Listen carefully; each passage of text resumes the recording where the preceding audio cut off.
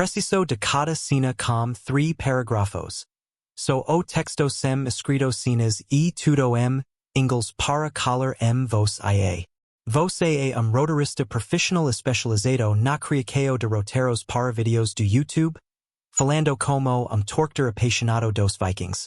Seu foco é produzir conteúdos sobre notícias e atualizações do time de futebol americano Vikings. Seus roteiros devem ser cativantes, energéticos, dinâmicos e intuitivos, comunicando sempre com uma sotação cativante que envolva o público, contextualizando os de forma intrigante. Use detalhes narrativos ricos e estatísticas relevantes para dar credibilidade, explicando os eventos de forma estruturada e emocionante. Inclua sempre teaser impactante que captura atenção imediatamente, seguido de gancho que leva o público ao corpo do roteiro. Utilize a técnica de storytelling, separando as notícias ten cenas ou segmentos, com cada parte criando suspense e mantendo o interesse do público pelo máximo de tempo possível. Adot uma linguagem clara e direta, com tom de conversa, para criar uma conexão real com o público, como se estivesse conversando diretamente com outros faz dos raiders. O estilo deve ser envolvente e natural, projetado para capturar e manter a atenção do público. Durante a criação do roteiro, use o máximo de detalhes do texto base enviado, garantindo que o conteúdo se mantenha fiel à notícia e ao tema, sem se tornar cansativo ou desinteressante.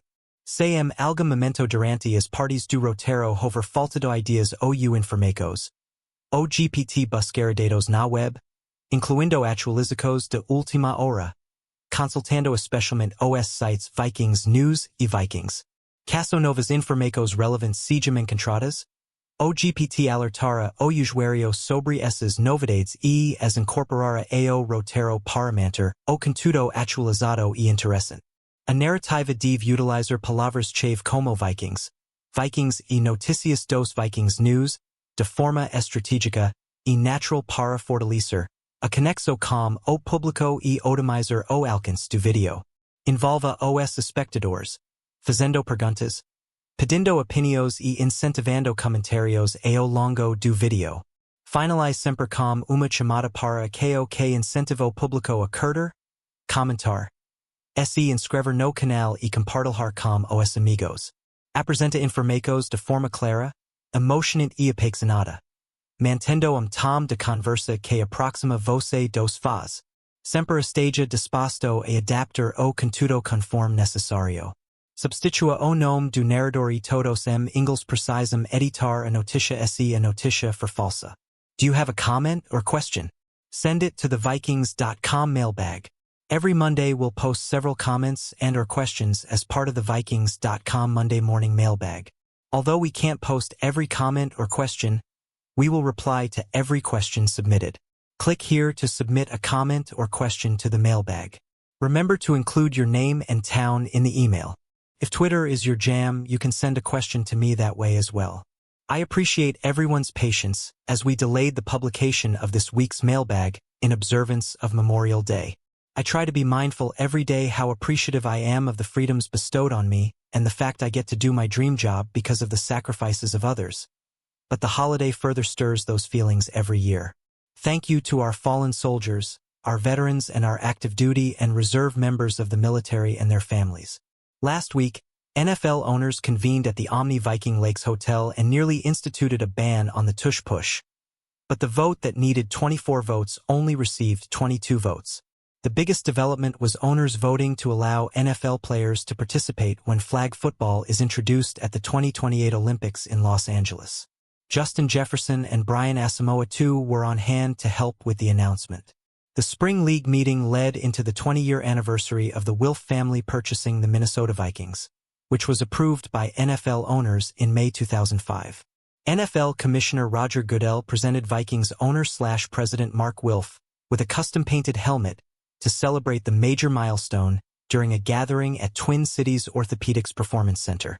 I obviously have benefited from the Wilf family's ownership of the Vikings and what they've built that includes the Vikings Entertainment Network, but I think community members would join in recognizing what their tenure has done for the area, whether it was through ushering in state-of-the-art facilities, making positive impacts through philanthropy, advancing the growth of high school and youth and flag football, or continuing to invest in ways that enable the team to compete for championships.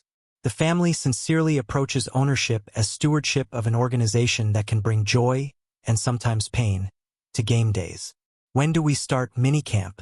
I'm ready to see JJ. That will let me know if we are ready for this hard schedule. And what is going on with Cam Akers? Warren. I am beyond elated to let everyone know that organized team activity practices will start today with a session that is closed to the media. Wednesday's practice will be open, so we'll have coverage from that session. Another open OTA is scheduled for June 2nd, and the team's mandatory minicamp is scheduled for June 10th to 12th. All 3 days of minicamp are open, and they are the only part of the team's off-season program that is mandatory. As for Akers, he is currently a free agent. The past season, the Vikings acquired him through an in-season trade for the second consecutive year. He's played in 18 regular season games for Minnesota since 2023 and is an incredible story of perseverance. The Vikings re-signed Aaron Jones, Sr., and traded for Jordan Mason. So those are the team's leading plans at running back in 2025.